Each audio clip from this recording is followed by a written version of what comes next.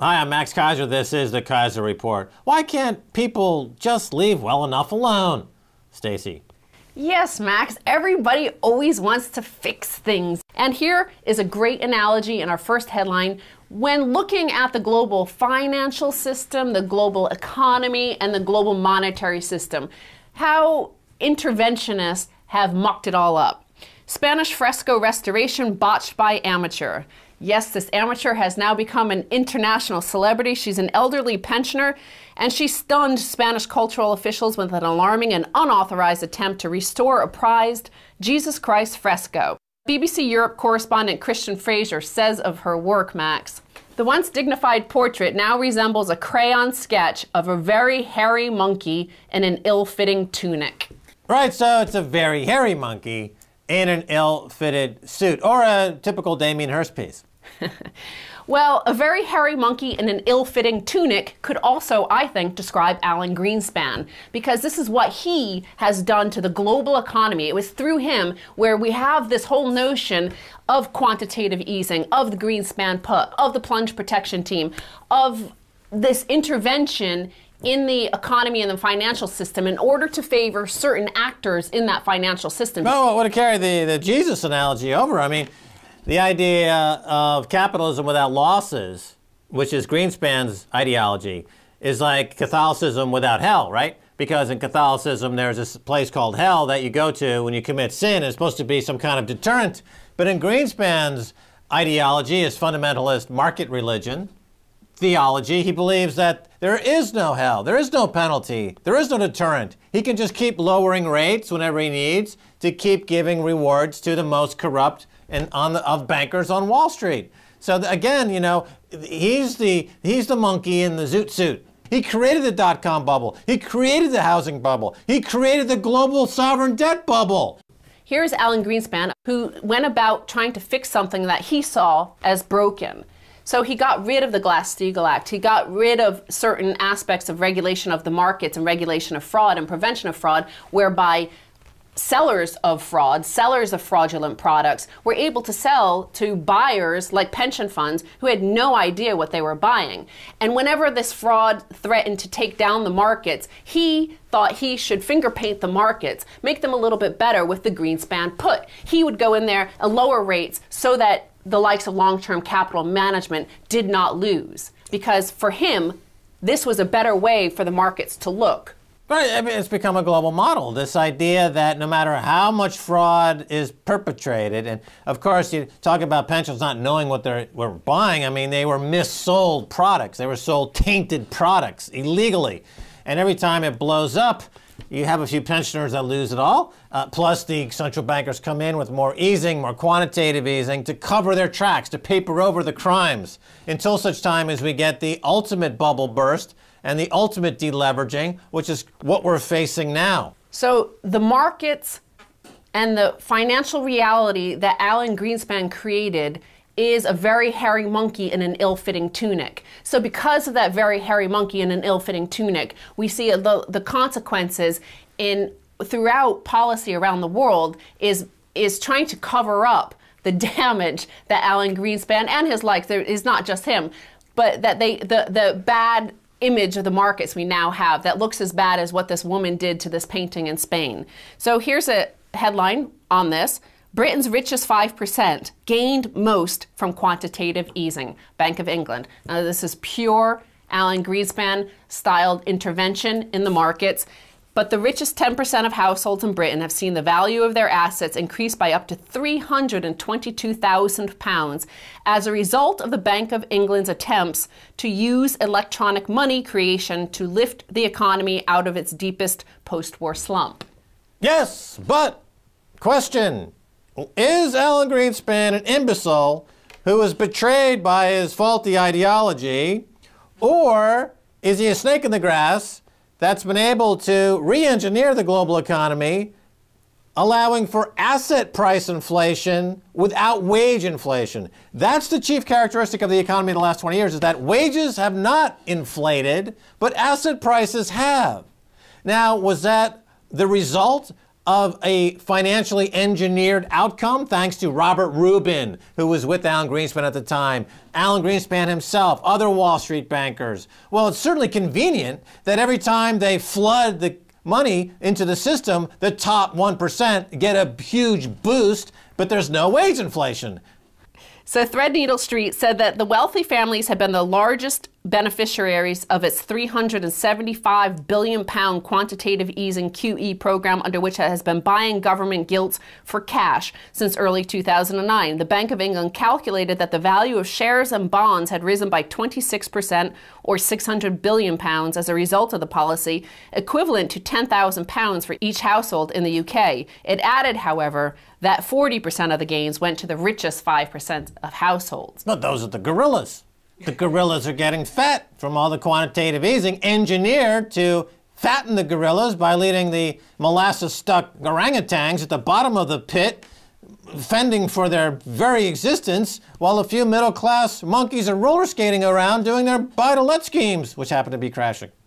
And so the bank paper admitted that the benefits of ultra-low borrowing costs and asset purchases had not been shared equally. Some individuals, they said, are likely to have been adversely affected by the direct effects of QE. Many households have received lower interest income on their deposits. But it is changes in the bank rate, they claim, not asset purchases, that have been the dominant influence on the interest households receive on bank deposits and pay on bank loans. Of course, they are the biggest buyer of those gilts that are driving down rates. Right, that's the sound of one monkey's hand clapping. You know, this is what you hear out of the Threadneedle Street, the Bank of England. It's this cacophonous sound of one hand clapping against an echo chamber of self-referencing ideological market fundamentalists, all adding up to the sound of social dislocation, or as the Economist magazine called it, a lack of social cohesion. Well, Ross Altman, Director General of Saga, says the fall in annuity rates since mid-2008 is over 24%, and the cumulative inflation for older age groups has risen by over 20%. So that's that wealth redistribution, which is fine in the hands of the, finger-painting Alan Greenspans of the world. They think that's okay because they believe in a trickle-down effect. If you're going to redistribute wealth, the finger painters say, well, it should be up at the top. Well, it's no accident that the elderly and their pensions are being victimized because they figure that the old people won't fight back. In the old ancient times, they stuck old people on an iceberg and floated them out to the middle of the sea. Or put them out in the wild for the wildebeest to chew them up, right? I mean, this is George Osborne and Alan Greenspan and Ben Bernanke's theory about how to deal with old age in modern society. Just cut them off from their pensions by shifting through quantitative easing the income that they were getting to keep them, the tubes in their bodies flowing with oxygen and food, to put that in the hands of Wall Street and the City of London speculators. Just let them, it's the final solution. So ever since Alan Greenspan came in, and Ronald Reagan came in and started finger painting the economy, trying to fix the economy and the financial system as they saw it, that they thought it should be improved according to their restoration, right? So during this entire reign, this is what happened in the U.S. Study: middle class suffered worst decade in modern history as wages stagnated, share of income fell. This was from Pew Research Max, and they found that in 1970, the share of U.S. income that went to the middle class was 62%, while wealthier Americans received just 29%. But by 2010, the middle class garnered 45% of the nation's income, tying a low first reach in 2006 compared to 46% for upper income Americans. Since 2000, the median income for America's middle class has fallen from $72,956 to $69,487. Right. The economy in the U.S. or the U.K., you think of it as a river of cash that is generated by the output of those economy.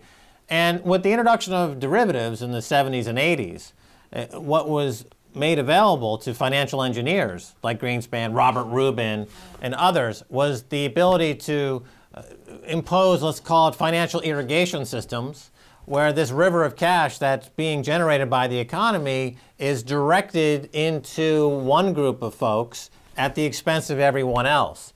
And we see this clearly in that the gorillas in the equation are getting fatter and fatter, and the vast majority of people are starving to death. This isn't by accident. This is called financial engineering, derivative enabled, using the new wave of computer-aided technologies to re-architect the global financial system. The people in Greece right now, they are now facing utter collapse, but hey, the islands are for sale. Now, is that a coincidence that all their income-producing assets, the infrastructure, the lottery, the toll booths, the shipping, and the islands are for sale, that are worth 3 or 4 times the debt that they are being said that they must pay off? Of course, if they had control of their own destiny, they could pay off that debt quickly and they would maintain their sovereignty. But no, the Troika, the IMF, and the others come in and say, you no longer have your sovereignty. And by the way, we're going to sell your assets for many times more than this debt. You say that, we say you owe us. That's not anything more than a grand heist perpetrated by the IMF on these poor Athenian people. And of course they've resisted. They've been in the street. They've protested. But they get no solidarity. People from all over the world should be in Athens right now protesting against this confiscation of wealth.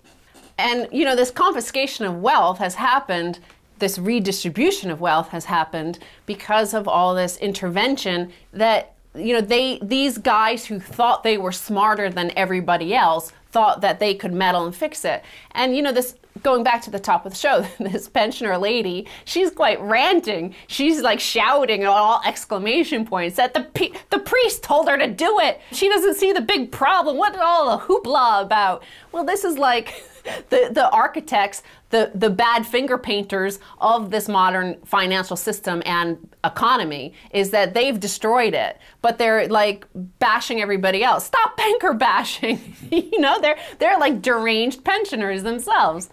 Well, I say deranged pensioners, rise up. Fly down to Athens. Get your walkers and revolt. Stacey Herbert, thanks so much for being on the Keiser Report. Thank you, Max. Don't go away. Much more coming away. Stay right there.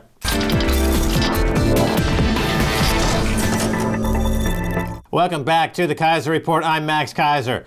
We've got somebody in the studio today, David Smith of Geneva Business Insider.blogspot.com. David has a law degree. He's qualified chartered accountant and has worked as a senior executive for major Swiss and U.S. multinationals and global banks. David, welcome to the Keiser Report. Pleasure to be in Paris and to be with you today. All right, David Smith, let's talk about Switzerland.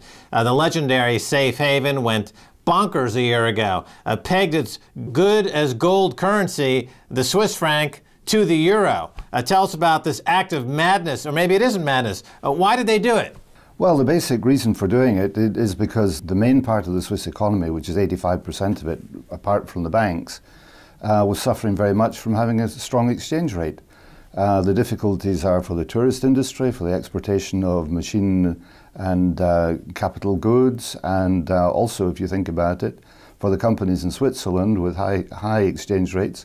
The reported profits they have coming into Switzerland go down in Swiss francs, so the management bonuses go down. Now, how much does it cost per month to maintain this peg?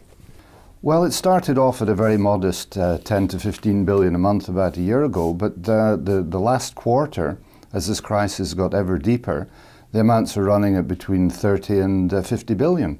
Now, there we're talking about amounts which exceed the gross national product of the country for the same period. Now, the Swiss National Bank, they've been sellers of gold. They're pegging the currency to the euro. They're spending more than the GDP of the country every month to maintain this peg. Presumably, they have some exit strategy? I think that they have something that akin to the Iraq strategy. They had an entrance strategy, and they thought they'd think about the exit strategy afterwards. But the reality now is that they're hopelessly trapped. They are really completely hostage to fortune. What is going to save them eventually is if the weak countries leave the euro and Germany becomes part of a stronger euro, at which point the euro becomes a stronger currency. But if you imagine the opposite happening, where Germany decides to leave the euro and leave all these clowns in Club Med behind, the euro is going to crash again, and the only country that's going to dive down with them, with the concrete boots on their feet, is Switzerland. They have more or less played heads or tails with their currency. And if you lose everything. Now, David, I wanted to have you in today because so much is being talked about Switzerland and the breaking up of the ability for Swiss banks to hide money, launder money, etc. But there really hasn't been any diminishment in the global money laundering business. In fact, it's gone up sharply. It's just not happening in Switzerland. So what we see here is a bit of a turf battle. We have the money laundering that used to be in Switzerland has moved to other locations. You can talk about that. And is Switzerland suffering as a result of this? And if so, how badly? That's a very big question. I'll try and take the first part.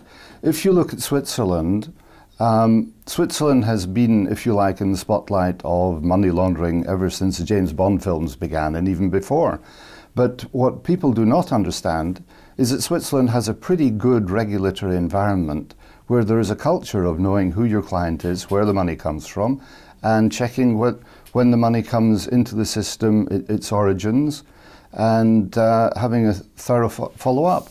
So Switzerland, in fact, is being vilified and targeted in a very, very much bigger game, and it's a very convenient political target because people in the street can identify with it. I would say at the moment there have been very few major scandals in Switzerland in the last 10 years because of this change. If you start looking at the other centres, people who have had shady money have been moving it out of Switzerland. They move it to branches of the same banks very often in Singapore, in Miami, in other destinations that are more and more exotic and more risk that they might they lose their money through a seizure or internal political strife. If you take then the very major countries, you know, like America and the UK, these are nice places to go because there is on paper a very good regulatory environment, but in reality it's completely dysfunctional. And this, I believe, is quite deliberate. There is no serious attempt to tighten things up. And if I were trying to launder money or have black accounts these days, I would probably try and do it in the US or perhaps London, in places like Nevada, or have companies run out of Delaware where you can open accounts without even presenting a passport. Right, I wanted to ask you about that because in the US, we had a scandal with Wachovia Bank and now part of Wells Fargo where they were laundering $400 billion in Mexican drug money. Yeah. And they paid a small civil fine, really a slap on the wrist, nothing consequential. But is it geographically important, the fact that you've got Mexico and the U.S. that makes the U.S. a prime money laundering place versus Switzerland? In other words, just the physical act of moving cash around, is that a factor? I think it must be. If you take Mexico, there's a pretty interesting statistic. There are about 30,000 people die there every year, and there's about 30 billion of drug business. And there is no serious attempt by the current American administration to close the borders and put an end to it. And there are never-ending scandals coming out of that as well, if you look at what's going on with the Attorney General at the moment. So you take money laundering. HSBC has been in the press recently for aiding and abetting money laundering in Mexico and moving that money into America. They were talking about an amount of $7 billion. Now, I can tell you, having been a little bit involved in my very early days of carrying suitcases for people, when it was legal, that to transport 7 billion, you need 7,000 suitcases. So I'm just trying to imagine how a bank teller or a bank manager would fail to notice these 7,000 people coming in with different briefcases over a period of a year. It is obviously not how it's being done. Then you have to say, all right, well, if you are trying to get money into a bank, it's much more difficult than to get it out, because if you go in to a bank with a machine gun and a few bombs and say, hand the money over, you're in and out in seconds. But if you actually want the guy to look after your money and put it in his safe, you come in with a smart suit and a smart tie like you have on today, and you need the cooperation. Now, the other question is, how in banks where there are a strong regulatory environment, and banks do have a strong regulatory environment, most of them, can you actually get the money in? And the answer is because there are a few people who are in a position to override the basic rules of the bank and the basic controls of the bank to ensure that these things happen. So that is a cause. 7 billion, requiring 7,000 suitcases. So just a quick math here, that would be about $1 million per suitcase. Approximately. Or a normal attaché case with $100 bills. $100 bills, so you need 10,000 $100 bills per suitcase. Something roughly like speaking. that, yeah. And a line of 7,000 guys. A line of 7,000 guys. You would think there was a soup kitchen that had been opened at HSBC. Quick question. The whole breakdown of Swiss banking secrecy, it seemed to really stem out of UBS's purchase of Paine-Webber. Because when they bought Paine-Webber, the U.S. regulatory agency therefore kind of had entree into Switzerland, and they kind of breached that wall that had been in place. Is that true? Yeah, I think it's true. I think the most terrible mistake that the Swiss banking community has made overall is they haven't stuck to their knitting. Their knitting was to be a safe haven with holding money for global customers, investing it in conservative investments with very few exceptions, and providing a place where people could go and know that whatever happened in the world, the money was there. During that time, Swiss banking secrecy was very effective. Even today, it's very effective because you can go to prison if you violate Swiss banking secrecy, unless, of course, you do it by electronic means and get helped out by the French government or the German government to try and protect you. But for me as an ordinary citizen, I could go to prison. So you had a very good, tight environment. And what unfortunately happened, I think, because Switzerland's a small country and people there have got, big eyes, they look over the border and they think, oh, well, wouldn't we like to be like the big boys? And the trouble is they started investing in things which were increasingly defined as casino banking, which is exactly what it is. And when all these people in Switzerland went over there and found all these juicy American accounts, they said, I can get these assets under management, I can get more fees, I can get more bonus. We're in Switzerland, we're untouchable. This is a terrible thing about the Swiss banking community is this side of arrogance, which is usually the downfall of people, but it's particularly true of the greedier Swiss bankers. And eventually what happened, of course, was the disaster of UBS, where they ended up having to get bailed out for 60 billion. And then, of course, they changed the management. And we've seen the same thing recently with another few billion losses, where the subsequent chairman of the bank, after saying he would stay around to save the world like Jamie Dimon does, was cordially asked to resign and has left. All right, now finally I want to talk about gold and silver, because in Switzerland, media reports suggest that these Swiss banks are increasing their capacity for gold storage. Talk about that. Yeah, I have a number of friends who have been asked to leave their offices because they should be filled up with gold vaults. Switzerland's a pretty good storage space for gold. Obviously it's the safe haven argument again. There are storage facilities in the Swiss-German part which are actually dug into mountains. So they should be reasonably physically safe. There are traditionally places at the airport, duty-free storage at the airport, and the banks are doing the same thing. They're increasing their storage capacity, but they don't necessarily have a huge amount of it. I, so far, have not seen a massive swing of people investing in gold or silver in the physical sense. It's something that interests me very much, because my own personal belief is that when the currency crisis finally comes to a real head, that there are going to be an awful lot of people who are going to see the money value disappear, gold and silver go up, and they're going to be desperate to get hold at that point of physical gold and silver and store it somewhere safely away from the vaults of JP Morgan, for example. A lot of people are talking about this. They're saying gold stored at a bank like a JP Morgan is really not as safe as having it stored as an independent vault, let's say, in Switzerland, because we've seen banks like JP Morgan, for example, that go into customer accounts and just take money. There's been now more and more examples of this. The bankers put themselves ahead of their depositors in line when banks crash, and they're loaded up with derivatives, so they're going to crash is 100% certainty. Yep. So then they have the wherewithal then to just take customer money.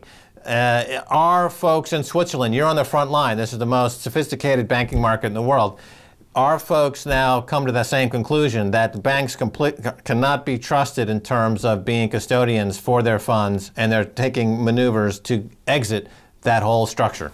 I think within Switzerland, a lot of the money that is there is actually passive money. It's money just lies there in investment portfolios. There hasn't been a huge shift into gold and silver. And I think the situations like MF Global, although you and I are totally familiar with that and all its implications, it's only to a very small range of people who are actually directly involved who are aware of that kind of thing. I would personally not trust a large number of banks JP Morgan's the obvious case because of a complete demonstrative lack of integrity and a demonstration that they get away with it, the management can get away with absolutely anything. So I would never ever contemplate or advise any clients of mine to leave any assets with JP Morgan, for example. But the other banks are in the same situation. If you try and look at the overall situation where you do a bank stress test on the basis that you don't mark the assets the bank holds to market, you can come up with the answer that everyone's solvent. I mean, even my children are solvent on that basis. You know? Right, so JP Morgan is the leper with the least number of fingers. Yes, I think that's right. All right, David Smith, we're out of time. Thanks so much for being on the Keiser Report. It's been a great pleasure. Thanks a lot. That's going to do it for this edition of the Keiser Report with me, Max Keiser, and Stacey Herbert. I want to thank my guest, David Smith. If you want to send me an email, please do so at keiserreport@rttv.ru. Until next time, Max Keiser saying bye, y'all.